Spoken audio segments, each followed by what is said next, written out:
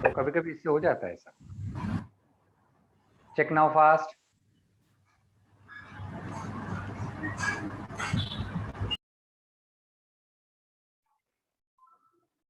अब देखो फटाफट, क्लियर है? क्लियर है ना? अगर वो कभी कभी ऐसा होता है कि लॉगिन निकल के बाजे बाजे तो अच्छा है, उन्हें पता नहीं। Recording in progress. चलिए कोई बात नहीं। अब अच्छा, पहले मुझे बताओ कि अपना टेस्ट का आ गया क्या? टेस्ट का सिलेबस शेयर हुआ है क्या अभी, क्या अभी नहीं हुआ है? नहीं आया है, ठीक है, देखते हैं उसको। पहले मुझे बताइए, वो अपन बाद में सोचते हैं ना, कोई बात नहीं, छोड़ दो छोड़ दो, बात बंद करो। पहले मुझे बताइए, क्या जीओसी आइसोमेरिज्म ये दोनों रिवीजन पूरे हो चुके हैं? 11th क्लास का जीओसी हमारा यहाँ क्लास में रिवीजन हो चुका है, और आइसोमेरिज्म का geometrical isomerism, structural isomerism, conformation सब हो चुका है। हाँ हो गया है, हो गया है, हाँ डन है पूरा, है ना, कुछ छूटा नहीं है। ओके बढ़िया, बहुत बढ़िया। तो शायद टेस्ट में क्या आ सकता है, एक तो आइसोमेरिज्म आ सकता है, जहां तक मुझे याद है, ऐसा लग रहा है आइसोमेरिज्म बोल रहे थे, आईयूपीएससी बोल रहे थे, आईयूपीएससी नेमिंग बोल रहे हैं, आईयूपीएससी आइसोमेरिज्म ऐसा है, ऑप्टिकल का देखना है वो क्या पूछना है, आई डोंट नो। ठीक है। तो हमारा और दो दो चीजें रिवीजन के लिए बोली थी हमको, जीओसी पूरा एंड आइसोमेरिज्म 11th का पूरा हो गया था अपना। चलिए बढ़िया। आइए, अब हमने जो लास्ट लेक्चर में पढ़ा था याद करिए, डी एल कॉन्फ़िगरेशन, जिसे रिलेटिव कॉन्फ़िगरेशन भी कहते हैं, है ना? मुझे लगता है जरा देखिए, आपने पीडीएफ से लिख लिया होगा, डीएल हेडिंग में, डीएल हेडिंग में रिलेटिव शायद नहीं लिखा है, आप लिख लो, कल मैंने बताया था ये नाम, पर शायद पीडीएफ में वो शायद नाम नहीं लिखा है, चेक करिए सभी। और अगर नहीं लिखा है तो डीएल कॉन्फ़िगरेशन के साथ ही ब्रैकेट में लिख लो रिलेटिव कॉन्फ़िगरेशन, है ना? हो गया। चलिए आइए, क्या सिखाया था मैं आपको फिर याद दिला दूं। कार्बोहाइड्रेट के लिए पढ़ा जाता है, कार्बोहाइड्रेट के लिए पढ़ा जाता है, और फिशर डायग्राम, फिशर डायग्राम से डिस्कशन होता है, फिशर डायग्राम से बातें होंगी, है ना? तो फिशर डायग्राम में क्या करना है आपको कि सबसे जो अल्डिहाइड कीटोन, याद है कार्बोहाइड्रेट बोला था, अल्डिहाइड कीटोन और एक से ज्यादा ओएच, ऐसा बोला था।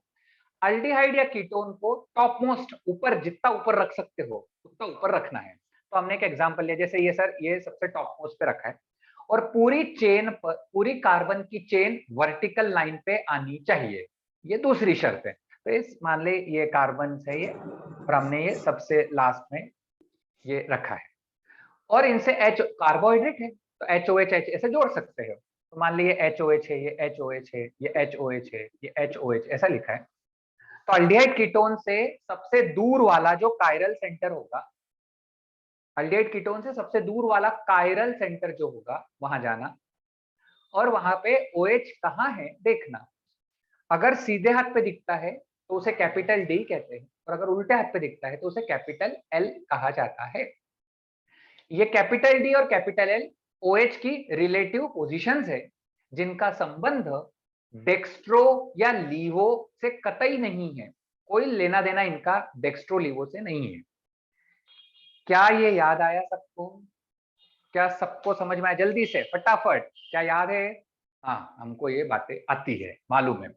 चलिए, आपको लास्ट में बिल्कुल एंड जहां हमने किया था, लास्ट लेक्चर में जहां हमने एंड किया था, वो तेरे को एक फिशर डायग्राम का रूल बताया था, याद करो कैसे मैंने बोला था। जैसे सपोज मेरे पास ये लिखा हुआ है सर, ऐसा लिखा है, एक फिशर डायग्राम है ये वाला, और इसका डी है कि एल है, ऐसा बोला था, याद आ रहा है?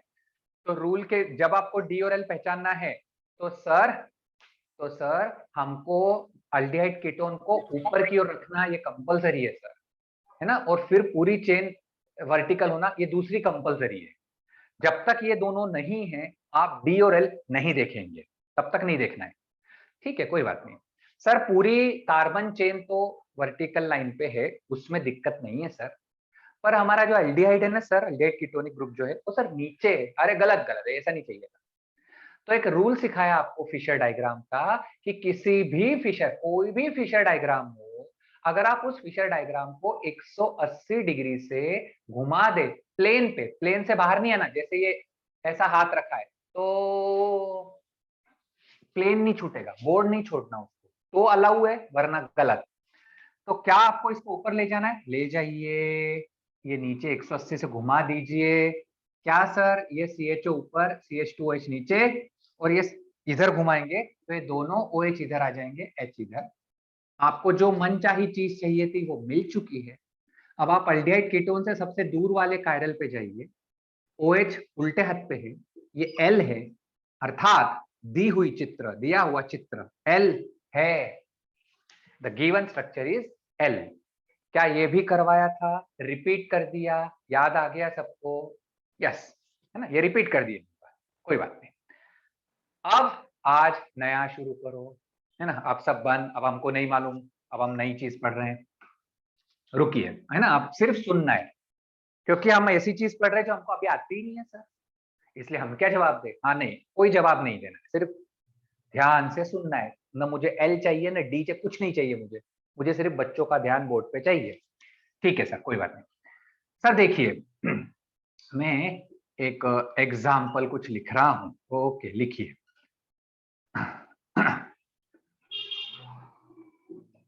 सर ये फिशर डायग्राम है मेरा, है ना। ओके, आपको क्या बोला है सर? मुझे इस फिशर डायग्राम में बोला है कि बताइए D है कि L है। तो सर D और L की हमारे दो रूल होने चाहिए, तो फिर हम बाद में D और L देखते हैं। पहला रूल होता है अल्डिहाइड कीटोन ऊपर की ओर होना चाहिए। हाँ, अल्डिहाइड कीटोन ऊपर की ओर है सर। और दूसरा रूल है कि पूरी कार्बन की चेन वर्टिकल लाइन पे होनी चाहिए। 1 carbon, 2 carbon, 3 carbon, 4 carbon, 5 carbon. Sir sir sir नहीं, गलत गलत गलत। 5 कार्बन की चेन है, पर ये वाला सर ऐसा होना चाहिए, इससे यहां होना चाहिए था सर। अच्छा, अब एक नया रूल फिशर डायग्राम का, तो इसकी बात नहीं हो रही है, अब ये DL की बात नहीं कर रहे हैं, ये तो फिशर डायग्राम की बात कर रहे हैं। सुन क्या कहता है फिशर डायग्राम। फिशर डायग्राम कहता है कि आपके पास चार चीजें, कोई कार्बन है, कोई कार्बन है, उससे चार चीजें जुड़ी है, 1 2 3 4। इन चार चीजों में से आप किसी भी एक को फिक्स कर दो, आपकी ये आपके ऊपर है। A को फिक्स करना है, B को करना है, आपकी जो मर्जी है उसे आप फिक्स करो, हिलाना मत। फिक्स करो मतलब उसे डिस्टर्ब मत करो, हिलाओ मत। तो ठीक है, मेरी मर्जी। सपोज जैसे मैंने बोला, मैं B को फिक्स कर दूंगा। ओके, और जो बचे 3 रहेंगे, एक को फिक्स करने के बाद जो बचे 3 रहेंगे, उन तीनों को आपस में एक्सचेंज करना है। क्लॉकवाइज डायरेक्शन में भी कर सकते हो या एंटी क्लॉकवाइज में भी कर सकते हो। अगर आपने शुरू क्लॉकवाइज किया तो पूरा क्लॉकवाइज करना पड़ेगा, मतलब एक्सचेंज, समझते हैं कि जैसे क्लॉक, अगर मैंने बोला क्लॉकवाइज करो कैसे भी, तो इसको इसके पास, इसको इसके पास, इसको इसके पास, हो गया पूरा आपस में एक्सचेंज। या आप उल्टा करो, उससे कोई, आपकी मर्जी है। तो रूल क्या है? रूल क्या है? रूल है सर, किसी भी फिशर, किसी भी कार्बन है, उसके 4 ग्रुप होते हैं। इन 4 ग्रुप में से एक ग्रुप को डिस्टर्ब नहीं करना, जो मर्जी है, जिसकी इच्छा हो, जो भी। हाँ ठीक है सर, मेरी इच्छा है मैं C को डिस्टर्ब नहीं करूं, कोई बात नहीं, मत करो, C को डिस्टर्ब मत करो। तो जो बच गए, उन तीनों को आपस में एक्सचेंज कर दो, या तो आप क्लॉकवाइज डायरेक्शन में कर दो या तो एंटी क्लॉकवाइज डायरेक्शन में करो। अगर आप ऐसा करते हो तो दिया गया स्ट्रक्चर और आपने बनाया हुआ स्ट्रक्चर एक ही होता है, कोई डिफरेंस नहीं है। ओके सर, देखो ये रूल फिशर का मुझे यहाँ काम आने वाला है। कैसे सर? देखो ये एक कार्बन है ना, इससे सर 4 चीजें जुड़ी है, 1 2 3, और सर ये पूरा 4, अरे इस कार्बन से 4 चीजें जुड़ी दिख रही है ना, एक दिख रहा है, दूसरा दिख रहा है, तीसरा दिख रहा है और चौथा दिख रहा है। क्या कह रहा है वो? किसी एक चीज को हिलाइए मत। हाँ, तो आप ऊपर वाले को मत हिलाइए, वो वैसे ही चाहिए मेरे को। हाँ, बढ़िया, ऊपर वाले को मत हिलाओ, और बचे हुए 3 को आपके हिसाब से एक्सचेंज कर दो। क्लॉकवाइज भी चलता है, एंटी, कोई रूल नहीं, क्लॉकवाइज एंटी क्लॉकवाइज का कोई लेना देना नहीं। पर जब अगर आपने एक क्लॉकवाइज शुरू किया तो पूरा क्लॉकवाइज, अगर एक एंटी क्लॉकवाइज किया तो फिर पूरा एंटी क्लॉकवाइज, ये हम रूल ध्यान रखें। चलो हो गया सर। सर आप क्या चाह रहे थे? सर मेरी इच्छा थी कि ये जो है वो यहाँ आ जाए। ओके, तो आप इसे यहां लाना चाह रहे थे ना, तो लाइए। तो फिर ये इधर आ जाएगा और फिर ये इधर आ जाएगा। क्या उल्टा कर सकते थे? कर सकते थे, पर चूंकि मुझे इसको नीचे लाना है सर, मुझे इसको नीचे लाना था ना, इसलिए मैंने यहां से किया। Okay, no problem. क्या जो नया चित्र बनेगा, हाँ नया डायग्राम बनाइए सर। ओके, बना लो। ये तो ऐसे ही रहेगा, हाँ, क्योंकि एक को हिलाया नहीं। CH2OH ऊपर गया, OH इधर गया, H इधर गया। क्या आपका ये डायग्राम और ये डायग्राम एक ही है? हाँ सर, एक ही है। क्या अल्डेहाइड कीटोन ऊपर है? पूरी चेन पर कार्बन चेन लंबी वर्टिकल है। इससे सबसे दूर कायरल सेंटर ये रहा सर, ये रहा। OH कहाँ है? लेफ्ट में। ये कौन है? L। दिया हुआ चित्र क्या है sir? L। Come on fast. क्या समझ में आया सबको? दो रूल सीखे हैं फिशर डायग्राम के। पहला रूल, किसी भी फिशर डायग्राम को 180 डिग्री से बिना प्लेन हिलाए घुमा दो तो चलता है। और दूसरा रूल, किसी कार्बन के 4 बॉन्ड होते हैं, 4 में से किसी भी एक को हिला फिक्स कर दो, हिलाओ मत। और जो बच गए 3 उनको एक्सचेंज कर दो आपस में, तो अलाउड है। फिर एक्सचेंज क्लॉकवाइज करो या एंटी क्लॉकवाइज करो, उससे जैसे अपनी हमारा एडजस्टमेंट था तो हमने हमारे एडजस्टमेंट से किया, कोई उससे कोई बात नहीं। चलिए, तो यहां तक हमको बात क्लियर हो गई। आज आगे बढ़ते, एक सवाल डिस्कस करता हूं मैं। एक क्वेश्चन आपसे शेयर करता हूं। जैसे कोई आपके सामने कार्बोहाइड्रेट का डायग्राम दे दिया है। जैसे मैं तेरे सामने एक एग्जांपल बोल रहा हूँ, CHO CH2OH HOH HOH, wait a minute है बेटा, HOH HOH, है ना? क्या ये D है कि L है? कैपिटल D है कि कैपिटल L है? कोई आपको दिख रहा होगा शायद। क्या है ये, D या L? कौन है ये, जल्दी बताओ। It is a D. Very good, ये डी है, क्योंकि ये इसकी बात हो रही होगी, शायद सबको दिख रहा है। क्या अनुज? एल नहीं है बेटा, अनुज। अनुज मुझे बता, तुझे एल क्यों लगा? ओके, वेरी नाइस, सबका डी जवाब है। अनुज आपने एल क्यों बोला बेटा? जल्दी, क्या डी है? समझ में आ रहा है?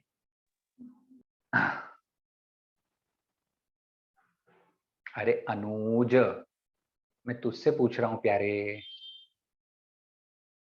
हाँ ठीक है, सॉरी हाँ की बात सर, आ नहीं है, गया मैं पूछ सर। रहा हूँ कि तुझको समझ में आया क्या वो डी है, ये सर पूछ आ रहा हूँ। गया सर। ठीक है, हाँ इट इज डी। अच्छा, प्रश्न, अब प्रश्न क्या डाला उसने? ये है ना, ये जो आपने डायग्राम बनाया, ये है डी ग्लूकोज। सर ग्लूकोज वगैरह डायग्राम याद करना है? हाँ करना है। अब भी याद नहीं? अभी नहीं? हाँ, अब बताएंगे उसकी चर्चा। सर जो बोलते उस पर ध्यान है। सर ने बोला ये अभी डी ग्लूकोज है, ओके होने दे। अभी याद करना है? नहीं अभी याद नहीं करना। ठीक है, याद करना है? हाँ करना है। कब करना है बता दूंगा, बस खत्म। तेरा टेंशन खत्म हो गया। वो इसका टेंशन है सर का, उसको जब बताना होगा कि याद कर रहे तो वो बोल देगा कि याद कर। ठीक है ठीक है सर, बोलिए। हाँ डी ग्लूकोज। प्रश्न दिया कि this is a D glucose, then which of the following, 4 option दिए, then which of the following diagram is of L glucose. पहली बात तो मुझे सिर्फ इतना बता, सवाल समझ में आया क्या? कि if this is a D glucose, कोई भी डायग्राम दिया है उसने, carbohydrate they the, if this is a D-glucose, then out of the following, which is a L-glucose? This is the question, है ना? अच्छा, तुरंत बच्चों की जल्दबाजी, सर D है ना, L करना है। अरे कितना सरल, ये जो OH इधर दिख रहा है, इसको उधर लिख दो सर। तो फटाफट करते हैं सर बच्चे। Sir CHO HOH OHH HOH, sir ये HOH CH2OH, ये हो गया L ग्लूकोज। गलत जवाब। अरे सर गलत क्यों है रे? क्या ये L नहीं है? नहीं, मैंने कहा बोला L नहीं है, L तो है, L तो है, L तो है सर। तो फिर ये L ग्लूकोज नहीं है। ये ध्यान रखिएगा कि अगर आपको कोई डायग्राम 4-5 दिए और बोला पता डी है कि एल है कि डी है कि एल है कि डी है कि एल है, ओके, उसमें कोई दिक्कत नहीं है। आप अल्डेहाइड कीटोन से सबसे दूर कायरल पे जाइए, सीधे हाथ पे डी, उल्टे हाथ पे एल होता है। क्या ये उल्टे हाथ पे है? अगर आपसे पूछा जाए कि क्या ये डायग्राम एल है, बिल्कुल सही, ये डायग्राम एल है सर। पर हमसे पूछा ही नहीं, हमसे तो पूछा कि अगर ये डी ग्लूकोज है तो एल ग्लूकोज कौन है। तो जब भी प्रश्न ऐसा आया कि कोई भी एक स्ट्रक्चर कार्बोहाइड्रेट का आपको दे के रखे और इसका ये जो डी दिया है, हो सकता है आपको एल देता, कुछ भी देता, तो जो दिया है और उसका उल्टा पूछा है तो आपको जवाब में इसका मिरर इमेज देखना है, मिरर इमेज। सिर्फ इस एक ही OH को उधर रखने से इसका डी का ये एल ग्लूकोज हो जाएगा, तो गलत। इस पूरे का मिरर ले, मिरर में OH उधर चला ही जाएगा, एल हो ही जाएगा, पर इसका मिरर जो बनेगा वो इसी का ग्लूकोज का ही रहेगा, and that is L glucose. तो अगर आपसे पूछा जाए कि अगर ये डी ग्लूकोज है तो एल ग्लूकोज क्या, तो CHO CH2OH है ना। ये OH इधर है, इधर कर दो। सर ये OH इधर है, इधर कर दो। OH इधर है, इधर कर दो। OH इधर है, इधर कर दो। हो गया क्या एल? हाँ हो गया सर, एल हो गया। और क्या ये उसका मिरर है? हाँ तो ये ग्लूकोज ही है सर। बात समझ में आ गई? ध्यान रखना, डी और एल पहचानने में कोई दिक्कत नहीं। आप ये आपको पूछा जाए क्या रे ये एल है क्या, हाँ तो गलत नहीं बोला आपने, ये एल है सर। पर मुझे सवाल में एल एल पूछा नहीं, मुझे तो ये डायग्राम दे देता और बोलता बता इसका एल क्या है। तो अगर कोई भी डायग्राम दिया और उसका एल पूछा है तो इसका मिरर, या ये एल देता, ये एल देता और बोलता बता इसका डी क्या है, अरे तो मिरर, उसमें क्या इसका मिरर लेने का।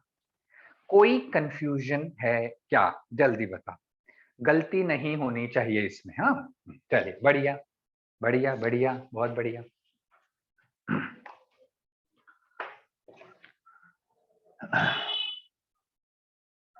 चलिए सर, सर आपको अगर डीएल निकालना है तो फिशर डायग्राम, बिल्कुल फिशर डायग्राम, फिशर डायग्राम से ही काम करते हैं सर हम। ठीक है सर, एक काम करें, हम वेज डैश, नाम सुना है वेज डैश, वो डायग्राम लेते हैं। मैं आपको करके बताता हूँ। देखिए जैसे सर मान लीजिए एक कार्बन है और वेज डैश, कभी नाम सुना है तूने? हाँ 11th में भी पढ़ा हुआ है हमने। ये लाइन बोलते हैं इसको, लाइन, लाइन, इसको वेज, इसको डैश। लाइन का मतलब बोर्ड पे ही है, तो जो कार्बन के चार पढ़ा हुआ है ना, मैंने शायद जीआई पढ़ाते समय, सिस ट्रांस पढ़ाते समय भी ये वेज डैश बोला था। ऋषभ ने हाँ बोला है कि हाँ सर बोला था, करेक्ट है ना, बोला था, सबको पता है भाई। तो जो लाइन है ये बोर्ड पे ही है, ये जो वेज है ये आपकी ओर है, और डैश ये बोर्ड के पीछे है, आपसे दूर है। ओके, हाँ मैं इसमें कुछ ग्रुप बना रहा हूँ, सुनिएगा। सर यहाँ पे लिखा है मैंने CHO, मैंने यहाँ लिख दिया CH2OH, यहाँ लिख दिया मैंने OH लिख देते, यहाँ H लिख देते हैं, ठीक है, जो भी है। और मुझे क्या बोल रहा है वो, कि ये जो बनाया है आपने, ये D है कि L है? अरे नहीं, हमको नहीं आता सर, ये ऐसे थोड़ी ना, हमको DL आता है। DL के लिए तो मुझे फिशर दिखना चाहिए, तो मैं बनाऊंगा, वरना मेरे को नहीं आता। ठीक है, तो अब हमारा काम क्या है कि ये जो वेज डैश डायग्राम है इसको पहले फिशर बनाओ, और फिर फिशर बन जाएगा तो बता दूंगा कि ये डी है कि एल है। बहुत ही easy. Sir wedge dash diagram को फिशर कैसे बनाते हैं वो सीखना है, तो यहाँ डीएल नहीं सीख रहे अब हम, डीएल तो बकवास है। ये फिशर डायग्राम में कैसे कन्वर्ट करूं वो उसका ट्रिक सिखा रहा हूं, ध्यान से सुनिएगा, है ना। हाँ, आपको जो लाइनें बनाई हैं, लाइनें, उनको देखना है, वेज डैश को मत देखो। सर ये रही लाइन कार्बन, और ये लाइन, लाइन दिख गई? हाँ, ये जो लाइन है ये बोर्ड पे रहती है लॉन्ग चेन के रूप में। सबसे ऊपर CHO दिख रहा है, फिर एक कार्बन दिख रहा है, फिर नीचे CH2OH दिख रहा है। CHO था ऊपर, फिर एक कार्बन है बीच में, और नीचे है CH2OH। CHO, एक कार्बन, CH2OH। ये जो लाइन होती है ये वर्टिकल लाइन ऐसी होती है, जो भी यहाँ होगा ऐसा बनाया जाएगा। बन गया? हाँ सर, ये जो बीच का कार्बन है, सर ये जो बीच का कार्बन है ना, इससे दो ग्रुप जुड़े, H और OH। हाँ ठीक है, तो इससे दो ग्रुप जुड़े हैं ऐसे। सर ये H और OH ऐसे वेज डैश को ये लेफ्ट राइट में कैसे लिखते? रूल सुन ले, ध्यान से सुनना, ट्रिक है हमारी, ट्रिक हमेशा काम करेगी, बिल्कुल हमेशा काम करेगी। ट्रिक देख ले, जो वेज और डैश लिया है, जो वेज और डैश लिया है उसमें आप सिर्फ वेज को देखते जाओ, वेज वेज को देखते रहो, जो भी वेज पे है उसकी बात हो रही है। जैसे यहाँ पर वेज पे एच है, ओके, मुझे एच ओ एच उसको नहीं देखना है, मैं आपको स्पष्ट बोल रहा हूँ, वेज को देखना है, उस वेज से जो जुड़ा है मुझे उससे कोई लेना देना नहीं है, ठीक है, वेज को देखना है।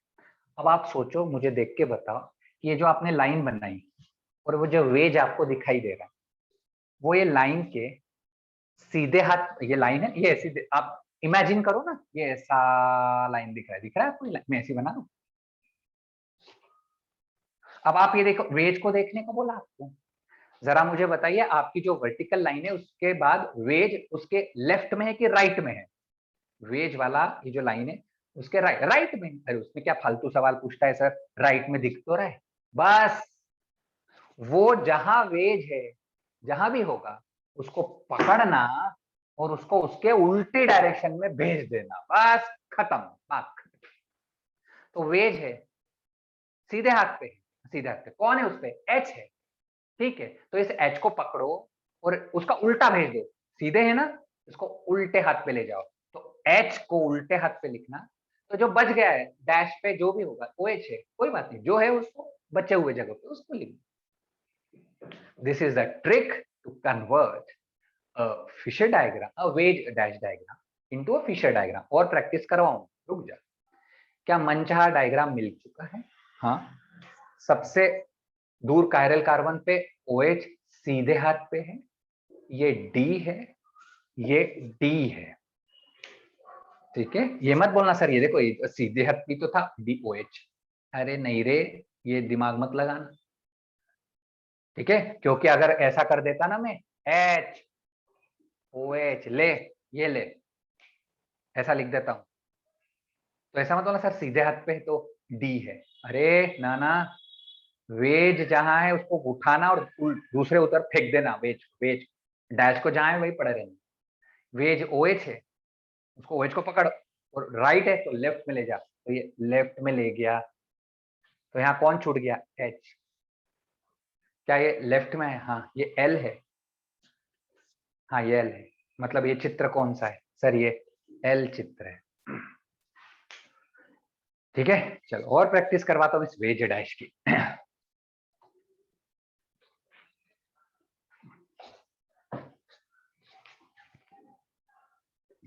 COOH OH dash dash dash dash dash dash H, OH dash dash dash dash H, OH H,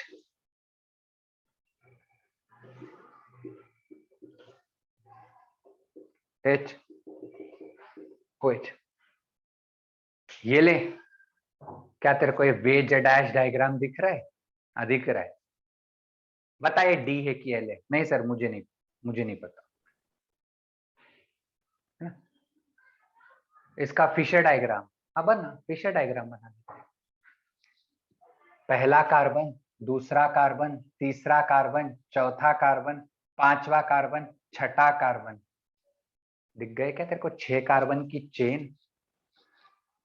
पहला कार्बन अल्डिहाइड कीटोन, हाँ ठीक है एसिड है, अल्डिहाइड नहीं है, कीटोन नहीं है, कोई बात नहीं, मैं तो एक जनरल तेरे को सिखा रहा हूँ कि अगर मेरे पास एक वेज डायग्राम है तो उसको फिशर कैसे बनाते हैं, ठीक है चलेगा।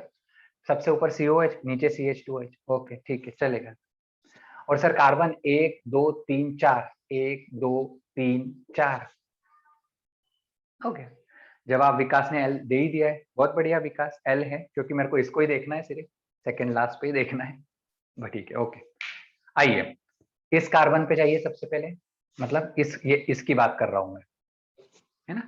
हाँ, आपको आपकी जो चेन है उसको व्यू करना, आप थोड़ा सा अपना अपने मुंह को टेढ़ा वेढ़ा करके देखो, ऐसा ऐसा, दिस इज माय चेन। इस चेन के OH लेफ्ट में है कि राइट में? वेज को देखना है, OH को नहीं देखना है, वेज इस चेन के लेफ्ट में है। सुजल ने जवाब दिया सही कि सर ये वेज लेफ्ट में है, तो उसको पकड़ और उसको राइट में डाल दे, और वेज पे OH है तो OH को राइट में डाल, ये राइट में बचा हुआ H। चलिए आइए इस कार्बन पे आइए, सेकेंड वाले कार्बन पे, वेज कहाँ है? लेफ्ट में सर वेज, हाँ बस लेफ्ट में, उसको पकड़ राइट में डाल, ये सर राइट में डाल दिया, बचा हुआ ये एच छूट गया। ये थर्ड कार्बन की बात हो रही है सर, OH, OH राइट में दिख रहा है सर, राइट में, हाँ उसको पकड़ लेफ्ट में डाल सर, उसको पकड़ के लेफ्ट में डाल दिया। ये वेज, ये रहा वेज, वेज पे OH नहीं है सर, वेज पे H है, कोई बात नहीं, मुझे OH से थोड़ी लेना देना है, मुझे वेज को ले जा लेफ्ट में, राइट में डाल, H है सर, H जाएगा राइट में, हाँ तो लेफ्ट में OH, इसको ही देखना है, ये L है, ये L है। चेक कर, वेज डैश डायग्राम को फिशर डायग्राम में बनाया है हमने, वेज डैश डायग्राम को, समझ में आ गया सबको? How was the trick? Trick है, सिंपल सा ट्रिक है बिल्कुल, है ना? चल एक आध और एग्जांपल आ जाएगा, अमीनो एसिड पे भी ले लूंगा मैं। वैसे तो कार्बोहाइड्रेट के लिए ही डी और एल पढ़ा जाता है, नियम सारे बता दिए आपको। उसने बोला अमीनो एसिड के लिए भी मैं पढ़ सकता हूँ। अमीनो एसिड थोड़ा दिमाग लगा तो समझेगा, अमीनो मतलब NH2 ग्रुप्स और एसिड मतलब COOH की बात हो रही है। तो नियम सारे वही कि COH को सबसे ऊपर रखा जाए, पूरी कार्बन चेन लंबी चेन पे आ जाए, और COH से सबसे दूर कायरल सेंटर पे जाइए, और वहां OH नहीं है, अमीनो एसिड में OH नहीं होते, अमीनो एसिड में एसिड के साथ अमीनोज होते हैं, NH2 होते हैं। तो सबसे दूर कायरल सेंटर पे जाइए और NH2 को देखिए, सीधे हाथ पे D, उल्टे हाथ पे L कहलाएगा। अरे सो स्टुपिडियस, सो सिंपल, सो मामूली, करे चला जा। COOH CH3 HNH2 HNH2 okay. सबसे ऊपर कार्बोक्सिलिक लंबी चेन दिख रही है, हाँ ये लास्ट कायरल कार्बन है, इससे दूर NH2 को देख, L है सर ये। मुझे बताओ, किसी को डाउट हो तो बात करो, वरना सबको क्लियर हो तो आगे बढ़ जाता हूँ। किसी को डाउट नहीं होगा, नहीं डाउट है तो मामूली बात है, बहुत ही मामूली है ना? चल इसका भी एक वेज डैश ले लेता हूँ तेरे लिए, चलो सर वेज डैश लो। COOH CH3 sir NH2 sir H, veg dash नहीं चलेगा, नहीं चलेगा सर, कोई बात नहीं, तरीका सिखा है। अरे वाह, सबने झटके से जवाब दे दिया, D is the correct answer, D is the correct answer. मैं ना बनाऊं चलेगा क्या? आप बनाएं, आपको मालूम पड़ गया है क्या? बाकी आपको PDF में तो दिख ही जाएगा इसका बनाया हुआ, ठीक है, बट अभी छोड़ देता हूं, है ना? Okay, very nice, fantastic, fantastic. बना लिया ऋषभ ने, फैंटास्टिक। मेरे बच्चे मुझे ऐसे ही चाहिए एकदम, गलत हो तो चलेगा, गलती हो कोई दिक्कत नहीं, पर क्लिक होना चाहिए, हाँ सर मैं करूंगा, मैं करूंगा। गलत हो गया, अरे सर मेरे से गलत हो गया, कोई बात नहीं, बता क्या गलती हुई। बन गया सर माइंड में बहुत, बट माइंड में बन गया, ओके फैंटास्टिक। चलिए अब सुनिएगा, ऑप्टिकल आइसोमेरिज्म की शुरुआत हुई है। मैं आपको कुछ फटाफट बातों को फोकस करवाता हूं, याद करिए। Sir theta, sir bracket alpha, sir depends on concentration length, do not depends on concentration length, depends on nature of substance only. हाँ ये तो नेचर ऑफ सब्सटेंस पे तो सभी डिपेंड करते हैं, ये भी करेगा ही डेफिनेटली। हाँ इसके कुछ न्यूमेरिकल्स, ओके, पोलैरिमीटर वगैरह, ओके। उसके बाद आया POS COS AOS AAOS, हमारा फोकस इन दोनों पे था, बट हमने जिस दिन इनको पढ़ा उस दिन बिल्कुल सावधानी पूर्वक, अच्छा सर POS देखना, COS देखना, पर उसके बाद जब हम आगे बढ़ने लग गए, फिर मीजो पे आ गए, तो बार बार POS COS तो देखना ही पड़ रहा है, तो प्रैक्टिस हो ही रही थी, कोई बड़ी बात उसमें है नहीं।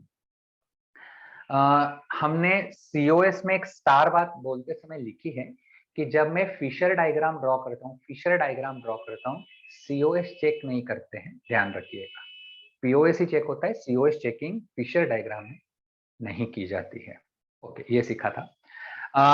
कायरल सेंटर कहना या कायरल कार्बन कहना, शुडो कायरल कार्बन कहना, what is this? Meso compound किसे बोलते हैं? What do mean by meso? Meso की शर्तें हैं कि एक से अधिक कायरल हो और पीओएस सीओएस हो, तो पीजो है। और जिसमें पीओएस सीओएस आ जाते हैं वो लाइट नहीं घुमाता है, उसे अकायरल कहते हैं, ये सीखा था। तो क्या मैं कहूं मीजो कायरल सेंटर रखता है परंतु वो कायरल मॉलिक्यूल है। मीजो में कायरल सेंटर्स हैं पर वो खुद अकायरल मॉलिक्यूल है। समझ में आ रहा है सबको सेंटेंस? रिपीट कर रहे हैं हम, हाँ बहुत इजी, बहुत ही सिंपल, बढ़िया। फिर यहाँ पे हमने कायरल किसे बोलते हैं, कायरल सेंटर क्या है, कायरल मॉलिक्यूल क्या है, अकायरल मॉलिक्यूल्स क्या है, उनको डिफाइन किया था, क्लियर था मुझको, डेफिनेशन किया था। आफ्टरवर्ड्स हमने इरिथ्रो क्या है, थ्रियो क्या है, उनकी शर्तें देखी। शर्तें एकदम स्ट्रेट है ना, आपको बिल्कुल दिमाग नहीं लगाना रहता है। इरिथ्रो थ्रियो में 2 कायरल सेंटर होना चाहिए, न कम न ज्यादा। उन दोनों में एक कॉमन ग्रुप कम से कम होना ही चाहिए। उन दोनों में कम से कम एक डिफरेंट ग्रुप होना ही चाहिए। अगर ये शर्तें पूरी है तो समान वाले ग्रुप एक तरफ आते हैं फिशर डायग्राम के, तो वो इरिथ्रो कहलाते हैं, और अपोजिट जाते हैं तो थ्रियो कहलाते हैं। ये क्लियर था। उसके बाद एक शब्द आया डी एल कॉन्फ़िगरेशन। काफी लंबा चौड़ा पड़ा उसको कि डी कैसे निकालते, एल कैसे निकालते। डी और एल का संबंध डेक्स्ट्रोलीवो से, स्मॉल डी स्मॉल एल से कोई संबंध बड़ा डी बड़ा एल का नहीं है। पहले दिन समझाया था ऑप्टिकल आइसोमेरिज्म के दिन, पर समझाया नहीं था सर, आपने कुछ बोल दिया था, पर आज हमारे दिमाग में समझ में भी आ गया। कार्बोहाइड्रेट के लिए पढ़ा जाता है, अमीनो एसिड के लिए भी पढ़ लिया, और फिशर डायग्राम में करा जाता है। पर सर अगर वेजडाइज डायग्राम दिया है तो उसे पहले फिशर बनाना और फिर चेक करना। किसी कार्बोहाइड्रेट का चित्र तुझे दे के रखा हो, डी या एल, डी दिया है और तेरे से पूछा बता इस डायग्राम का एल क्या, तो सिर्फ एक ही कार्बन का एचओएच चेंज मत करना बेटा, पूरा मिरर लेना, उस पूरा मिरर ही उसका डी होगा तो एल बन जाएगा, एल होगा तो डी बन जाएगा। फिशर डायग्राम को 180 डिग्री से प्लेन में घुमाना चलता है। एक कार्बन से 4 ग्रुप में से एक ग्रुप को फिक्स कर sorry sorry sorry Fischer diagram के 4 ग्रुप में से एक को फिक्स करके बचे 3 को क्लॉकवाइज घुमाया, एंटी क्लॉकवाइज घुमा, चलता है। बोल, पूरा यूनिट जहां से शुरू किया था वहां से यहां तक 5 मिनट में हमने उसको याद किया है ना। चलिए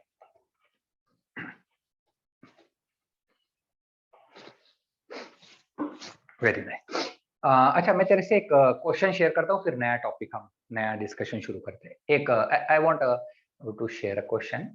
एक क्वेश्चन आया था, चार डायग्राम दिए थे ABCD करके, and they asked the question which of the following is a D erythrose sugar. ऐसा उसने बोला, D I just which of the following is a D erythrose sugar, ऐसा बोला गया था। और कुछ ऑप्शन दिए थे हमको कुछ आई एम सॉरी, ऐसे रैंडम, मुझे अब ऑप्शन तो याद नहीं बेटा, समथिंग कुछ ऐसा लिखा हुआ था, but I don't no exact वो क्या था, भूल गया मैं।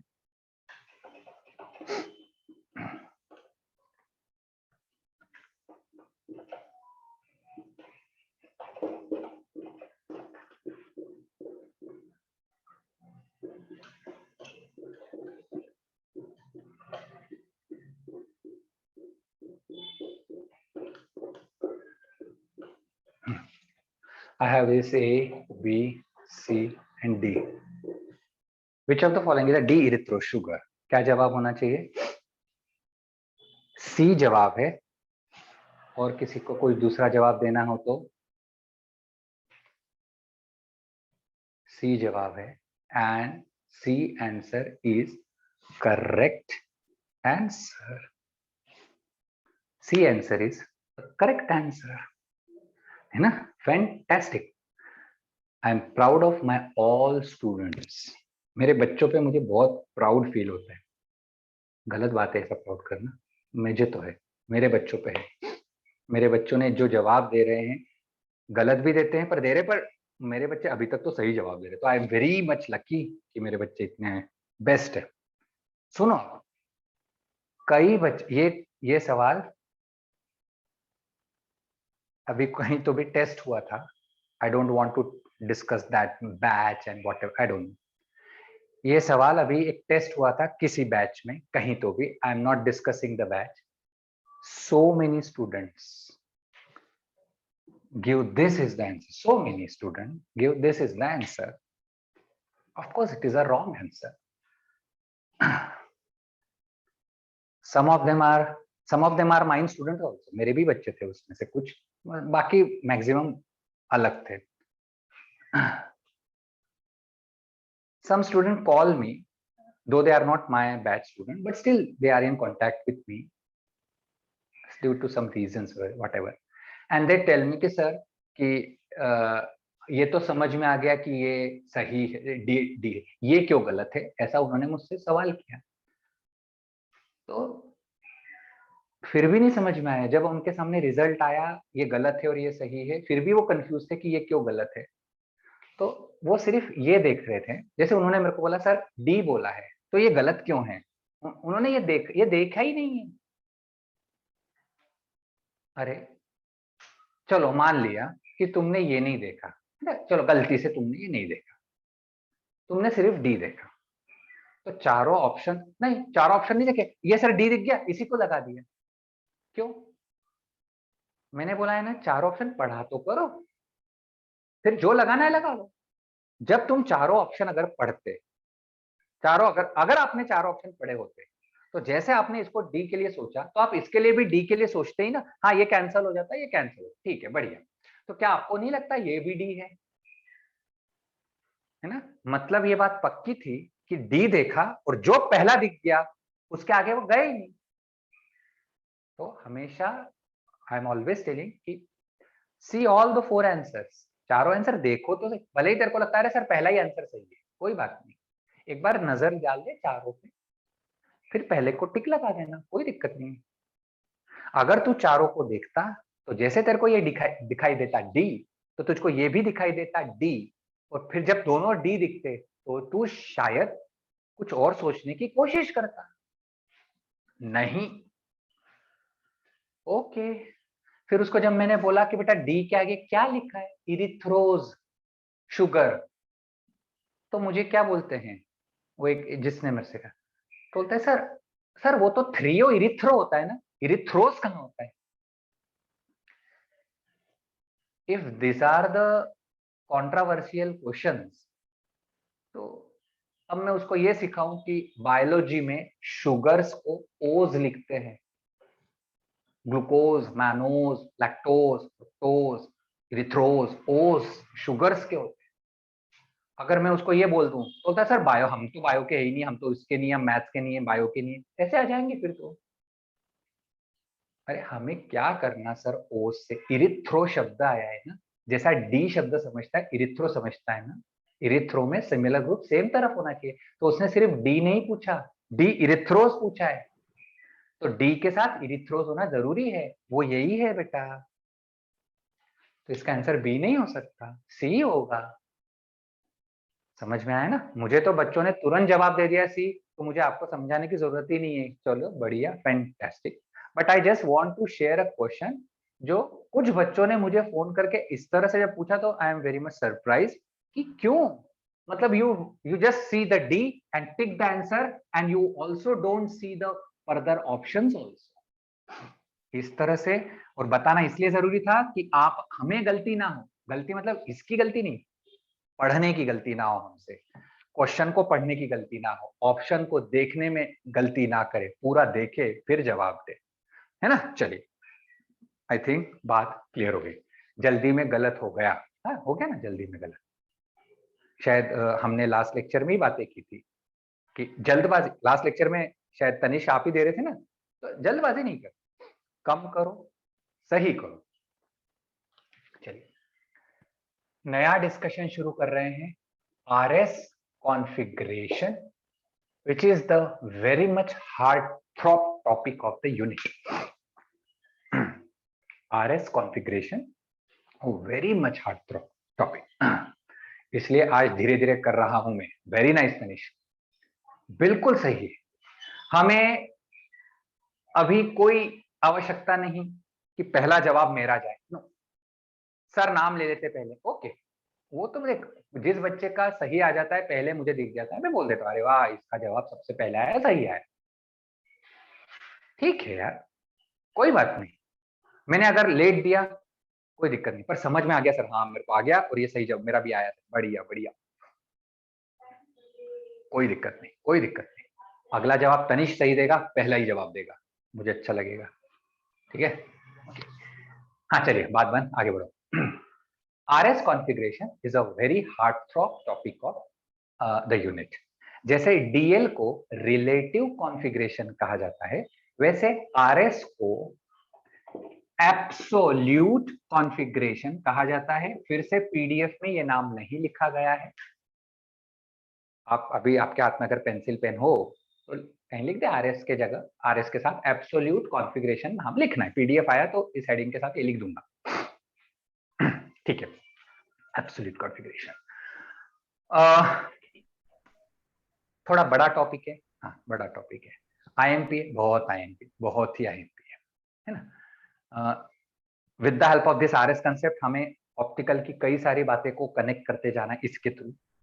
ओके, आप कम करो सर, धीरे धीरे टॉपिक को लेते जाओ, उसको जितना बोला उतना समझाओ, हम भी उतना ही समझेंगे, फिर उसके एक एक टॉपिक को ऐड करो कि अच्छा ऐसा, फिर ऐसा भी, फिर ऐसा भी, फिर ऐसा भी। याद करिएगा, आपको एक दिन में CIP रूल पढ़ा रहा था, याद है क्या सबको? याद है सबको CIP रूल?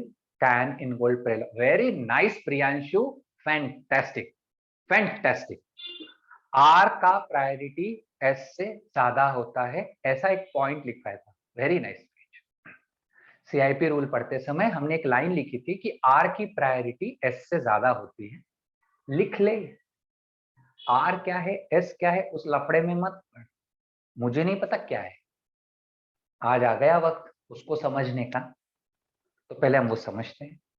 और सर आपने एक दिन बोला है CIP में R की प्रायोरिटी ज्यादा है S से, तो क्या मुझे इसकी कभी जरूरत पड़ सकती है क्या? ओके, ले आएंगे ना, पहले तो ये तो सीख लेते, और फिर मैं ये भी लेके तेरे को इंपॉर्टेंस जता दूंगा कि देख CIP का ये जो पॉइंट है इसके कारण जवाब आया, वरना गलत जवाब आ जाता बाय दिस, ठीक है। तो याद, मैं सिर्फ बताता क्यों हूं तेरे को, ये याद क्यों दिलाता हूँ कि उस समय मैंने बोला था मत दिमाग लगाना, ये लिखा है भूल जा, ऐसा मैंने बोला। तो अब मेरे को फिर वो याद दिलाना पड़ेगा ना कि देख मैंने जो बोला था ना भूल जा, वो ये है। तो जिनके पास मेरी कॉपी लिखी हुई है ना, वो जब CIP खोलेंगे तो उसको ये पॉइंट दिख जाएगा, अब हम देख लेंगे सर, चलो चलो चलो। या अब अभी हम CIP की ये बात नहीं करते, प्रायोरिटी की बात मत कीजिए सर, RS की किसकी ज्यादा, ये सिखाओ। चलो, सबसे पहली शुरुआत करना चाहता हूं कि जहां ये नाम आपको आता है क्या, मुझे पहले ये बताइए, क्या सभी जानते इस शब्द को? हर किसी को मालूम है, कायरल सेंटर, यस। क्या कायरल सेंटर को एसिमेट्रिक सेंटर कहते हैं?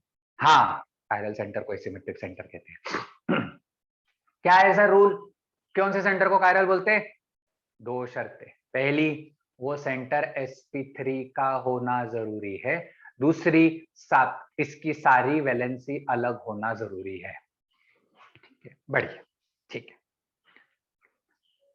है ना। आप क्या बोल रहे हो, जो भी सेंटर कायरल होते हैं वो या तो R कॉन्फ़िगरेशन रखते हैं या S कॉन्फ़िगरेशन रखते हैं। जैसे हम नहीं बोलते कि जिनमें GI होता है वो या तो सिस होता है या ट्रांस, सिन होता है या एंटी, ई होता है या जेड, ऐसा बोलते हैं ना कि अच्छा इसमें GI है, अच्छा अच्छा अच्छा, सिस ट्रांस होगा, इजेड होगा, सिन एंटी होगा। हाँ, वैसे ही कोई बोलता है कायरल सेंटर है, अच्छा कायरल सेंटर है मतलब ये या तो R है या तो ये S है, अच्छा ठीक है। मतलब जहां जहां कायरल सेंटर आते हैं उसके दो कॉन्फ़िगरेशन संभव है, आइदर इट इज R और इट इज S, ठीक है ना। मैंने क्या बोला, बड़ा टॉपिक है तो एक एक बातों को मैं लाते जा रहा हूं, है ना। तो क्या तेरे दिमाग में आ जाएगा कि जहां जहां कायरल सेंटर दिखेंगे वो R या S, R या S, R या S, R या S होगा? सर ये आपने कुछ दिन पहले बोला था, याद दिलाऊं तेरे को कहां बोला था? चल याद दिलाता हूँ, शूडो कायरल याद आ रहा है क्या? जरा देख, मैं तेरे को फिर से वही उदाहरण लेके बताता हूँ जो मैंने बोर्ड पे लिखा था। यही वाला एग्जाम्पल तेरे बोर्ड पे नोट डाउन करवाया था।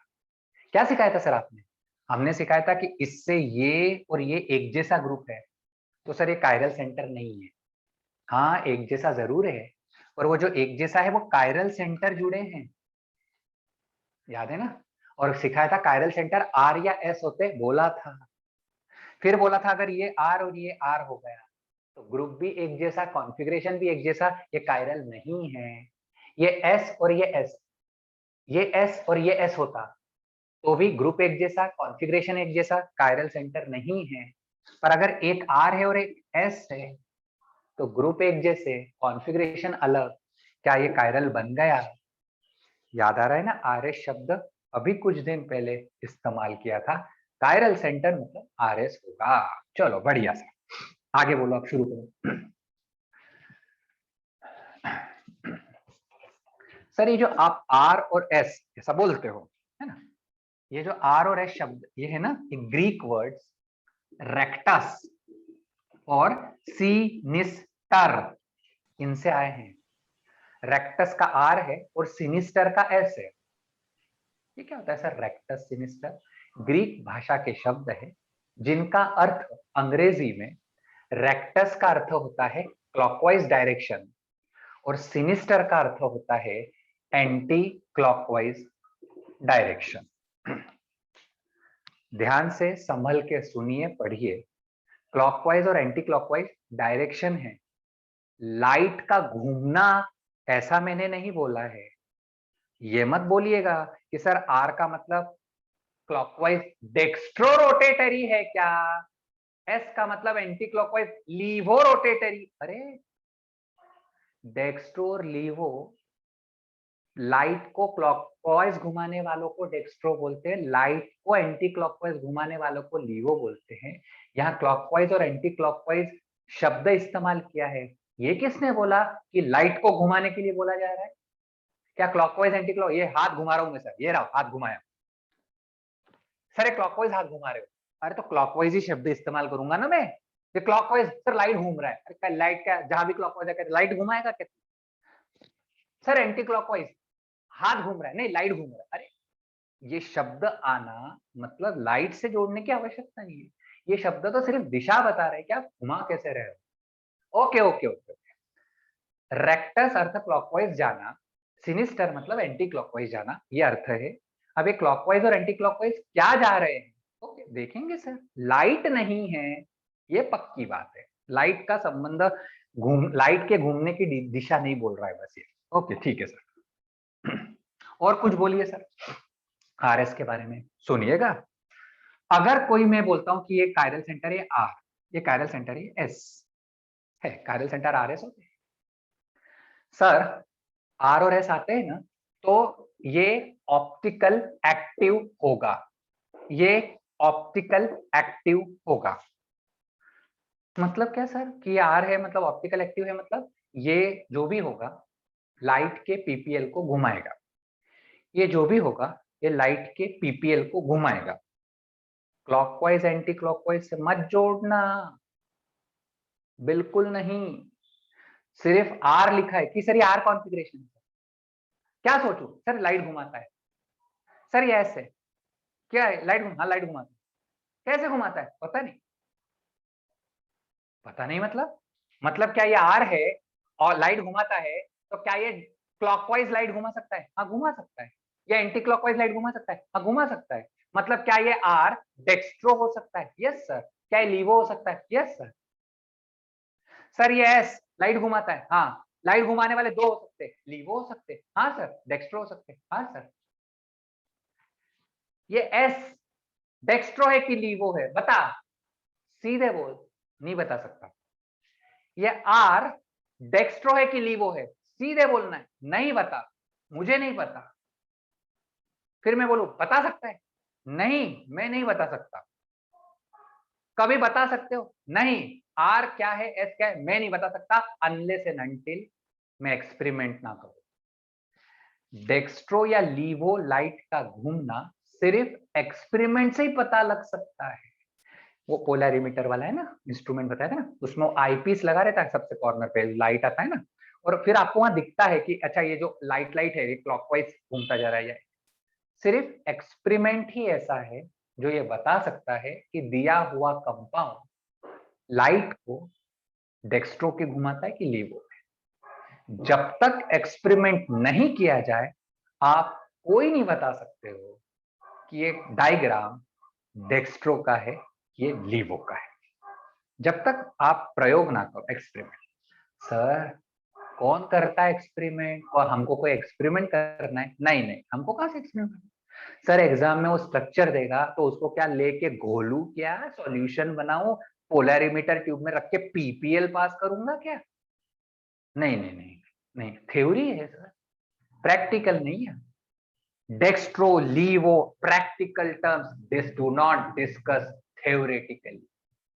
आज के बाद दिमाग में बिठा लेना कि अगर कोई तेरे को बोलता है कि डायग्राम है, इसको देख के बता दे कि ये डेक्स्ट्रो है कि लीवो, कोई नहीं बता सकता, कोई नहीं बता सकता डायग्राम देख। आप अगर बोलते हो ये डायग्राम है ये डेक्स्ट्रो है तो बात अलग है, तूने बोला इसलिए मैंने बोल रहा हूँ, मुझे तो नहीं मालूम। या तूने एक्सपेरिमेंट कर लिया होगा और तू बोल रहा है ये वाला कंपाउंड डेक्स्ट्रो है और ये वाला कंपाउंड लीवो है, ये आपने बोला है एक्सपेरिमेंट कर, मुझे तो नहीं मालूम। यही प्रॉब्लम है कि सर ऑप्टिकल एक्टिविटी का डिस्कशन डेक्स्ट्रो लीवो से नहीं किया जा सकता क्योंकि वो प्रैक्टिकल टर्मिनोलॉजीज है, और प्रैक्टिकल टर्मिनोलॉजीज से थ्योरेटिकल डिस्कशन नहीं कर सकते हैं। तो सर हमारा तो सारा काम थ्योरेटिकल रहता है, तो फिर इस प्रॉब्लम को सॉल्व करने के लिए आरएस का सहारा लिया जाता है। तो आरएस एक ऐसे कंसेप्ट है जिससे हम ऑप्टिकल एक्टिविटी डिस्कस कर लेंगे, पर ये कभी नहीं बोल सकते कि आर का मतलब डेक्स्ट्रो है कि लीवो, एल का मतलब है डेक्स्ट्रो, ये नहीं बोल सकते, पर ये पक्का बोल सकते हैं कि अगर आर है तो लाइट घूमेगा, एस है तो लाइट घूमेगा, ये पक्का है। अब इसमें कैसे कैसे चेंजेस लाएंगे वो देखते हैं हम। क्या मैंने अभी तक जो बोला डेक्स्ट्रो लीवो, मुझे सिर्फ इतना बताइए कि अभी तक का यहां तक में कोई डाउट है क्या? इसके आगे की बातें नहीं, हमको वो नहीं कर रहे, यहां तक मालूम होना चाहिए कि हाँ सर आर और एस क्लॉकवाइज एंटी क्लॉकवाइज, पर लाइट का नोटेशन नहीं है सर। आर और एस एक्टिव होते हैं, वो डेक्स्ट्रो भी हो सकते हैं लीवो भी हो सकते हैं, वो डेक्स्ट्रो भी हो सकते हैं वो लीवो भी हो सकते हैं। ओके, सबने हाँ बोला है, बढ़िया, बहुत बढ़िया सर, क्लियर है, हटा दो सर इसको। सर ये थोड़ा सा आप मुझे बताइए, डेक्स्ट्रो लीवो आपने क्लॉकवाइज एंटी, डेक्स्ट्रो लीवो छोड़ दो नहीं, sir clockwise anti clockwise RS बोला है ना, रेक्टस सिनिस्टर, ये क्या है? अरे कैसा सवाल किया तूने, तो अगला सवाल करा। हाँ सर सर सॉरी सॉरी, आपने बोला है आगे मत जा, यहां तक की बात कर, हाँ यहाँ तक आ गया सर, आगे ले जा। So now I want to calculate RS configuration in Fischer structure. हम दो स्ट्रक्चरों में आरएस सीखेंगे, फिशर और वेज रैश, दोनों में सिखाऊंगा आरएस कैसे निकालना।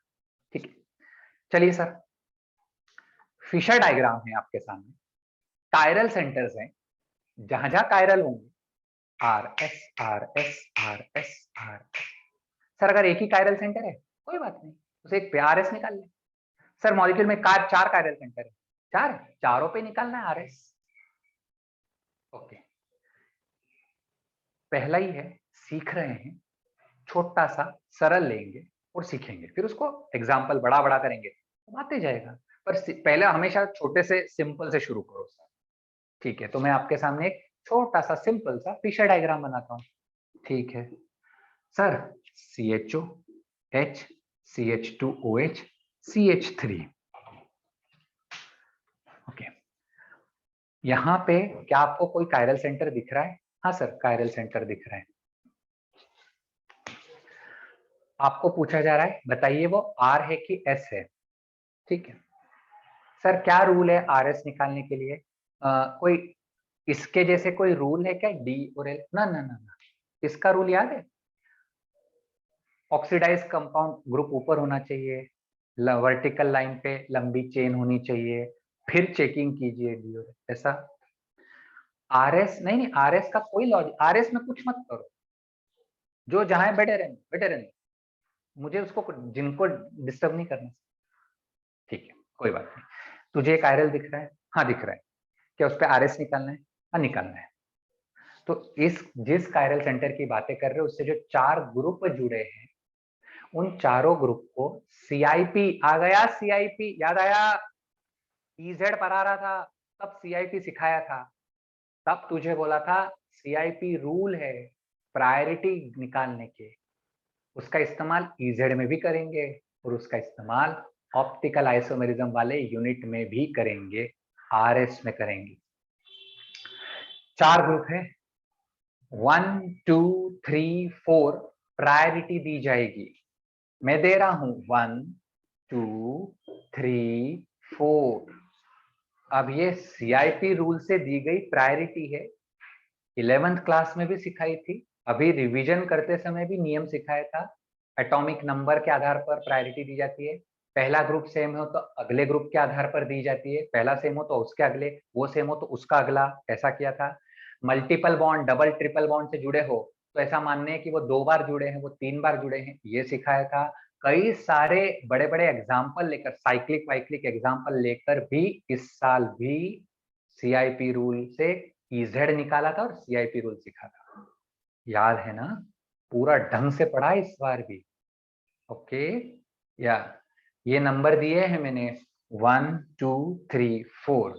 किसी को इसमें डाउट है क्या? पहले यहां से बताइए। जिस कायरल सेंटर पे आरएस निकालना होता है, उस कायरल सेंटर से जो 4 ग्रुप जुड़े होते हैं उनको 1 2 3 4 दिया जाता है। दे दिया, बढ़िया यार, मेरे बच्चे सबको डाउट नहीं, वेरी नाइस, किसी को डाउट नहीं, दे दिए नंबर। हाँ, अब आप ये चेक करो कि जो चौथा नंबर है, चौथा नंबर, 4th नंबर, वो या तो टॉप पे या बॉटम पे होना चाहिए। क्या है? क्या चौथी प्रायोरिटी वाला टॉप पे या बॉटम? टॉप पे भी चलेगा, बॉटम में भी चलेगा, है दो, कहीं भी, यहां भी होता तो भी चलता, यहां भी है तो भी चलता। अच्छा है, बढ़िया। अब चौथे वाले को नहीं देखना, उसको नहीं सोचना, हटा दीजिए दिमाग से, हटा दिया। अब अपनी आंखों को 1 पे ले जा, अपनी आंखों को 1 पे ले जाइए। देखना, अब अपनी आंखों को सिर्फ 1 पे रखिए, 1 पे रखिए आपने अपनी आंखों को 1 पे। हाँ, अब अपनी आंखों को 2 पे ले जाओ और फिर 3 पे लाओ, करते जाओ 1 2 3 1 2 3 1 2 3। कैसी घूम रही तेरी आंखें? कौन से दिशा में घूम रही है आंखें? क्लॉकवाइज घूम रही है। ग्रीक भाषा में क्लॉकवाइज को आर कहते हैं, ये कायरल सेंटर आर है। अरे सर, क्लॉकवाइज एंटी क्लॉकवाइज क्या हुआ? आंखों का 1 2 3 1 2 3 1 2 3 1 2 3 1 2 3, आंखें घुमा रहा है, लाइट नहीं। बता, समझ में आया क्या कि ये डायग्राम आर का कैसे निकाला? अब इसकी प्रैक्टिस करवा रहा हूं, है ना? समझ में आया? चलो कुछ और एग्जांपल लेते हैं।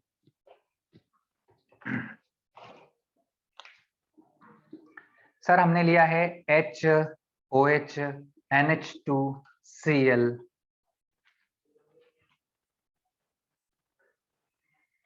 सर 4 को नहीं देखना है, हाँ पहले ही बोला, चौथा सिर्फ चेक कर लो ऊपर नीचे है क्या, दिख गया उसको नहीं देखना, उसको भूल जाना, उसके बारे में बात नहीं करनी।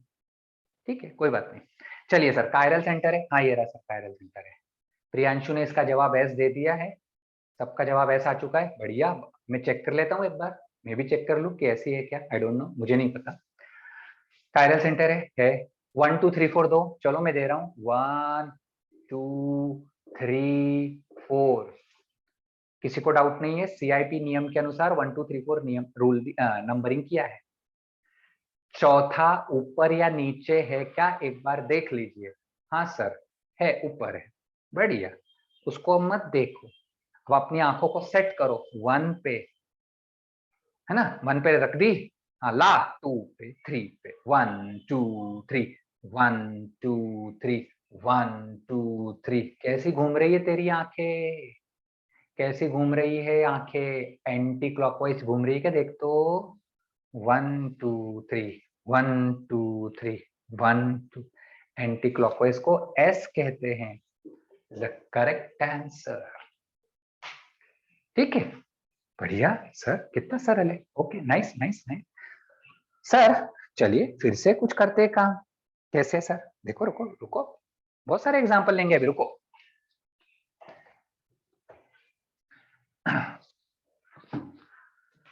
Sir, I'll take here SH and OH and D and CH3. I have chiral center. जल्दबाजी नहीं, हमें नहीं आता है, वो पढ़ रहे हैं, हमें नहीं आता। कायरल सेंटर है, हाँ सर कायरल सेंटर है। आरएस निकालना है, हाँ आरएस निकालना है। तनिष्क ने इसका जवाब एस दिया है। अब तनिष्क एस है कि आर है वो तो हम बाद में देखते हैं, मुझे नहीं मालूम ये एस है कि आर है, आई डोंट नो। तनिष्क तुमने एस जवाब जो दिया है वो क्यों दिया है?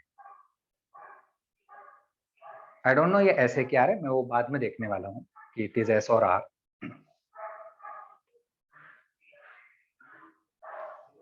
एंटी क्लॉकवाइज हो रहा है ऐसा तनिष्क ने बोला है कि सर ये एंटी क्लॉकवाइज रोटेट हो रहा है। तो तनिष्क आपका जवाब रॉन्ग है। ये जो कायरल सेंटर है ये आर है, this is R not S.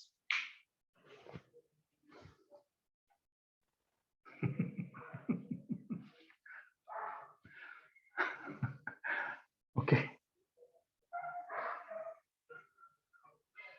Tanishq पूछ रहा है सर क्यों, तो आपने मुझे बताने ही नहीं दिया क्यों, और आपने जवाब दे दिया एस। अब आपने जवाब दिया तो मैं भी रुक गया कि ठीक है इसको आता है क्या चेक करे, और आपने बोला एस तो गलत जवाब हो गया आपका, वो आर है। क्यों? तो उसका आपने मुझे मौका ही नहीं दिया है कि मैं आपको क्यों इसका जवाब दूं। मैंने बनाते बनाते से ही बोला इसका जवाब मत दीजिए, हमको नहीं आता है ना। नहीं आता है मतलब कुछ सोच के ही बोल रहा हूँ ना कि नहीं आता है हमें ये बात। हम एक ऐसा एग्जाम्पल ले रहे हैं जिसमें हमें कुछ आरएस में एक चीज ऐड करनी हो। सुनिएगा आराम से। तनिष्क फिर से कल जैसी बात की प्यारे, है ना? Okay, no problem. Chiral centre है क्या वो आर या एस होगा? हाँ आर या एस होगा। कैसे करते हैं सर आर एस? बोला है आपको, सीआईपी से 1 2 3 4 नंबरिंग कीजिए। मैं नंबरिंग कर रहा हूं 1 2 3 4। क्या किसी को प्रॉब्लम है क्या? 1 2 3 4 में किसी को प्रॉब्लम नहीं है? नहीं, बढ़िया। अभी याद कर मैं क्या बोल रहा था बार बार। चौथा नंबर टॉप या बॉटम पे देख है क्या? चौथा नंबर नहीं है। अरे रुक जाओ सर, यही तो बोलना चाहते हैं। सीआईपी रूल क्या है संदीप? सीआईपी रूल 11th में भी पढ़ाया और 12th क्लास भी अभी रिवीजन में करवाया था। संदीप 12th क्लास में जब शुरू हुई थी अभी थोड़े दिन पहले ही आइसोमेरिज्म का, जब मैं ऑप्टिकल शुरू करने से पहले ऑप्टिक आइसोमेरिज्म पढ़ा था, ईजेड पढ़ा रहा था, तब पूरा सीआईपी रूल एक्सप्लेन किया था इसी साल। चलिए आइए, डी क्या है पूछ रहे हो? ओ माय गॉड, कौन बताएगा रे डी क्या है?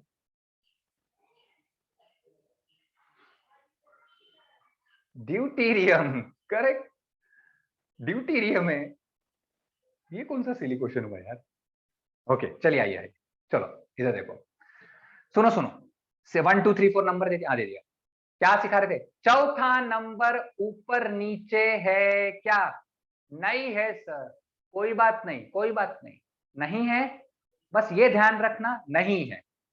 ठीक है, हाँ रखूंगा, याद रखूंगा। अब क्या करूं? अब वो उसको भूल जा, फिर अपनी आंख, वही सब कुछ वही वापस करो, आंखों को रखो 1 सर 1 2 3 घुमा, 1 2 3 1 2 3 1 2 3। कैसी घूम रही है बता, कैसी घूम रही है तेरी आंखें? तेरी आंखें कैसी घूम रही है? फटाफट फटाफट फटाफट फटाफट, दिख रहा है क्या? एंटी क्लॉकवाइज 1 2 3 एंटी क्लॉकवाइज घूम रही है। सही सर, एंटी क्लॉकवाइज के लिए एस बोलते हैं ना? हाँ एस बोलते हैं। कब? जब चौथा नंबर टॉप या बॉटम पे हो तो। अगर वो टॉप बॉटम पे ना होकर लेफ्ट राइट पे हो तो जो आंसर आता है उसका उल्टा रिपोर्ट होता है, उल्टा एक्चुअल होता है। ये एंटी क्लॉकवाइज एस होना चाहिए ना, नहीं सर ये आर है। मैं यहाँ एक बार लिख देता हूं तेरे लिए, रिपोर्ट अपोजिट किया है।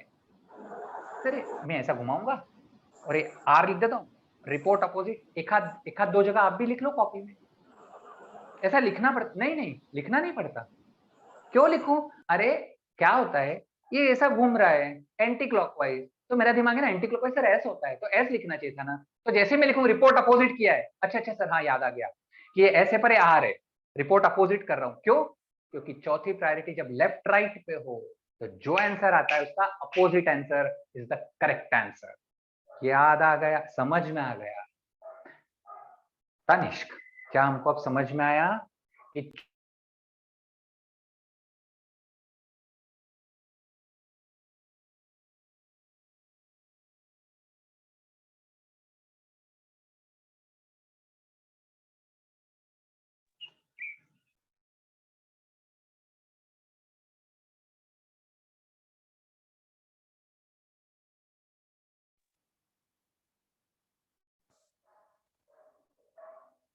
चेक, एक बार वॉइस चेक कर लो बेटा, ऑडियो वीडियो चेक कर लो, ऑडियो वीडियो चेक कर लो बेटा, क्लियर है? हाँ ठीक है। गर्भ ने पूछा क्या हम इनको एक्सचेंज नहीं कर सकते क्या? बिल्कुल कर सकते हैं, कोई दिक्कत नहीं, कर सकते हैं एक्सचेंज। जो रूल सिखाए ना फिशर के, एक को फिक्स करके घुमा दो, बिल्कुल किया जा सकता है। पर फिशर डायग्राम में आरएस चेक करने के लिए एक्सचेंज की आवश्यकता ही नहीं। जब हमने स्ट्रेट बात बोली है कि जो जहां बैठे रहने, 1 2 3 4 लगा दो, चौथा ऊपर नीचे हो नॉर्मल रिपोर्ट, लेफ्ट राइट हो अपोजिट रिपोर्ट। तो क्यों मेहनत करना, क्यों और मेहनत करके एक्स्ट्रा स्टेप बढ़ा, क्योंकि जितनी ज्यादा स्टेप्स होती है ना, गलतियां होने के चांस भी उतनी ज्यादा है। यदि हम इसको एक्सचेंज करें, नया रूट स्ट्रक्चर बनाए, तो एक स्टेप और बढ़ा रहे हैं, और जितने स्टेप बढ़ाओगे उतने मिस्टेक के चांसेस ज्यादा रहते हैं। तो if it is straightforward, Fischer diagram एकदम स्ट्रेट बोलता है, जिस आरएस निकालने के लिए जिसको जहां बैठे रहने दो, कुछ मत करो आप। चौथा ऊपर नीचे है नॉर्मल रिपोर्ट दो, लेफ्ट राइट है अपोजिट रिपोर्ट दो, खत्म। आगे जाए क्या, जल्दी से फटाफट। कोई डाउट है? कोई डाउट है किसी को? किसी को डाउट नहीं है? चलिए अब सर थोड़ा सा ये जो आपने बोला था ना कि शुरुआत हमेशा छोटा करना, सरल करना चाहिए, एक बार छोटा समझ में आ जाए, एकदम बड़े से शुरू करे, अरे ऐसे तो मजा ही नहीं आया, बात तो समझाओ। So now will take something a larger diagram. उस लार्जर डायग्राम में पहले मैं अपन डायग्राम लेते हैं फिर आगे बात करते हैं ना। Will just take first of all an example, COOH HHOH CH3। चलो ध्यान से बोर्ड पे देखो आप सब। फिर से आप अभी सॉल्व मत कीजिए ना, कुछ मत कीजिए, क्योंकि हम थोड़ा सा एडिशन करते जा रहे हैं धीरे धीरे धीरे धीरे, तो हम एकदम अच्छे से सीख ले। एक बार सीख लेंगे फिर वर्कशीट्स मिलेंगी, सर मॉड्यूल्स है उसमें आरएस निकालने को बोलेंगे, करेंगे ना, तब अपना कौशल वहां दिखाएंगे, जौहर वहां दिखाएंगे हमारे। अभी हम पहले सीख लेते हैं सर, और अगर आप सर पूछता है कि बता इसका जवाब दे, तो देंगे, फिर कोशिश फिर सॉल्व करेंगे सर। हाँ ठीक है, ओके। तो अभी हम कुछ ना करें, सिर्फ सुना एंजॉय करें। देखो क्या सर दो कायरल सेंटर है? हाँ सर, सर दो कायरल। तो आपको हर कायरल सेंटर पे आरएस होता है, ये ध्यान रखना, हर कायरल सेंटर आरएस होता है। ठीक है सर, एक काम करें, सर आप जानते हो कि ये जो कार्बन आपने दो कार्बन लिए है ना, इनको आईयूपीएसी में ये जो कार्बन चेन है इसमें नंबरिंग करते हो, याद है 11th क्लास में आईयूपीएसी नाम में नंबरिंग किया जाता है कि ये कार्बन की चेन है, इसमें नंबरिंग करो। तो क्या तू जानता है COOH को नंबर 1 दे, सीआईपी रूल नहीं बोल रहा हूँ, सीआईपी नहीं आईयूपीएसी रूल बोल रहा हूँ। तो can I call this is a carbon number 1, क्योंकि फंक्शनल ग्रुप को नंबर 1 देते हैं, that's very correct to you. क्या ये कार्बन 2 है, ये कार्बन 3 है और ये कार्बन 4 है? क्या ये आईयूपीएसी नियम के अनुसार 1 2 3 4 ऐसे दिए जा रहे हैं? किसी को डाउट है क्या? किसी को डाउट नहीं है, सबको समझता है। तो आप मुझे बताइए कि क्या तेरे कायरल सेंटर कार्बन नंबर 2 और कार्बन नंबर 3 पर है? तो जो आर और एस आएगा ना शब्द, आर एस शब्द आने वाले हैं ना, वो 2 और 3 पर आएंगे। तो जो भी आंसर मैं लिखूंगा तो ऐसा लिखूंगा 2 के साथ आर एस, 3 के साथ RS, वो करके देखता हूँ सर, फिर मैं लिख दूंगा, ऐसा आंसर रिपोर्ट करते हैं, करके दिखाता हूँ मैं आपको। चलो सर ये 1 2 3 4 हटा दो ना एक बार, ठीक है ये हटा दो। चलिए सर ये कार्बन 4 ग्रुप है, कौन सा H OH COOH और ये पूरा ग्रुप। हाँ अब सोचो इसको नंबरिंग कैसे करें, हाइड्रोजन कार्बन ऑक्सीजन कार्बन, तो sir number 1 oxygen, number 4 hydrogen, 1 और 4 में तो दिक्कत नहीं है सर। अब सर ये भी कार्बन, मैं इसको ऐसा लिख दूं COOH, ये भी कार्बन ये भी कार्बन। देखो सिखाया है ना कि अगर एक सेम हो तो फिर इनसे जुड़े हुए ग्रुप को देखो, तो इससे क्या जुड़ा है, double bond O single bond OH, दिख रहा है, double bond O single bond OH। Double bond मतलब 2 ऑक्सीजन गिने जाते हैं एक्चुअली, दिखाया ना, तो oxygen oxygen oxygen oxygen oxygen oxygen, इस कार्बन से 3 ऑक्सीजन है सर। और इस कार्बन से देखो नीचे वाले कार्बन से क्या क्या है, ऑक्सीजन कार्बन हाइड्रोजन। अरे सर ऊपर वाला ज्यादा प्रायोरिटी का है, नीचे वाला कम, ये 1 ये 2 ये 3, नीचे वाला 3 और ये 4। बता तो इस कार्बन से 1 2 3 और 4 सबको समझ में आ रहे हैं, सबको समझ में आ रहे हैं। हाँ चौथा नंबर लेफ्ट राइट पर है सर, ये रहा चौथा। अपोजिट रिपोर्ट का ख्याल रखना, हाँ जो भी आएगा उसका अपोजिट रिपोर्ट करूंगा। चलिए आइए, वन आंखों को घुमाओ, 1 2 3 1 2 3 1 2 3 1 2 3, एंटी क्लॉकवाइज चल रही है आंखें, रिपोर्ट अपोजिट सर आर है, सेकंड वाला आर है सर। बढ़िया बढ़िया बढ़िया हो गया, सेकंड की बात हो गई। हाँ सर सब हटा दो यहाँ से, ये हटा दो, हटा दिया, सब हटा दिया। हाँ हो गया सर, नीचे वाले कार्बन कहिए, इससे 4 ग्रुप है, 1 2 3 और 4 ग्रुप है, नंबरिंग करो। सर वही बात देखो, कार्बन कार्बन हाइड्रोजन ऑक्सीजन 1 4 दिख गए, कार्बन कार्बन, तो इस कार्बन से क्या क्या है, H H H, इससे क्या है H OH C। अरे सर ये 1 ये 2 ये 3 ये 4, बोल 1 2 3 4 समझ में आया क्या, नीचे वाले कायरल सेंटर से, नीचे वाले कायरल सेंटर से 1 2 3 4 समझ में आया सबको। हाँ चौथा सर लेफ्ट राइट है चौथा, रिपोर्ट अपोजिट का ख्याल रखना, रिपोर्ट अपोजिट करूंगा। 1 2 3 घुमा आंखों को, 1 2 3 1 2 3 1 2 3 1 2 3, कैसी घूम रही है आंखें, एंटी क्लॉकवाइज, एस नहीं नहीं नहीं एस नहीं, रिपोर्ट अपोजिट सर आर। दिया हुआ स्ट्रक्चर में 2 आर है 3 आर है, बताइए बात समझ में आई क्या, जल्दी से कोई डाउट है, किसी को कोई डाउट है, नहीं है, क्लियर है, बहुत बढ़िया बहुत बढ़िया, है ना। चलो अब सिर्फ सुनिएगा, सिर्फ एक सुनिएगा, एक मैं सिखा नहीं रहा हूं, एक एग्जाम्पल तेरे सामने लिख रहा हूं सिर्फ, ये वाला है ना, और इसका RS मैं PDF भेज रहा हूं आपको, उसमें एक राइट रॉन्ग वगैरह सब लिखा है ना, ऐसा मैं उसके नीचे भी लिख देता हूँ 2R3S राइट 2S3R रॉन्ग, ऐसा लिखा हुआ है ना। अभी आप इस दिमाग को ना लगाए, इसको छोड़ दे, इस दिमाग से हटा दे दिमाग, कुछ मत सोचना। यहां मैंने कुछ एरो बनाए हैं, ऐसे एरो बनाए, हाँ उस एरो को भी मत सोचना, सिर्फ ये सोचना, और ये जो 2 कायरल सेंटर आए हैं ना इनको देखना, और R और S तू निकालना, बस कि सर इस पे क्या आ रहा है और इस पे क्या आ रहा है, बस इसके बारे में कुछ मत सोचना, कुछ नहीं सोचना है। This is a diagram, this is chiral centre, this is chiral centre, यहाँ पे RS है क्या, पेंसिल से लिख लेना, यहाँ RS है क्या, पेंसिल से लिख लेना और बंद कर देना। और ये क्या है, अगले लेक्चर में आता हूँ, सिखाता हूँ कि क्या कह रहा है सर। PDF आपको इस डायग्राम तक यहां तक लिखा हुआ मिलेगा, पूरा लिख लेना कॉपी में, और लिखने के बाद उसको भूल जा, तू अलग से RS निकालना, बस इतना, ठीक है। और कोई नहीं दिमाग लगाएगा कि ये सही गलत क्या किया है, मत दिमाग लगाओ, कुछ भी नहीं।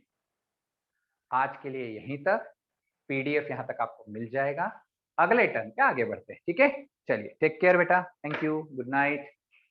कोई डाउट हो तो मैं 1 मिनट हूं, जिनको नहीं है वो लीव कर सकते हैं, बाय बेटा, take care. Bye, good night बेटा, थैंक यू।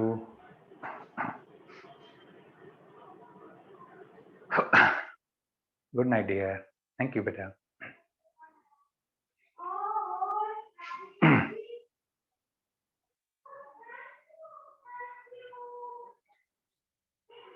चलिए, किसी को डाउट नहीं, मैं लीव कर सकता हूँ फिर।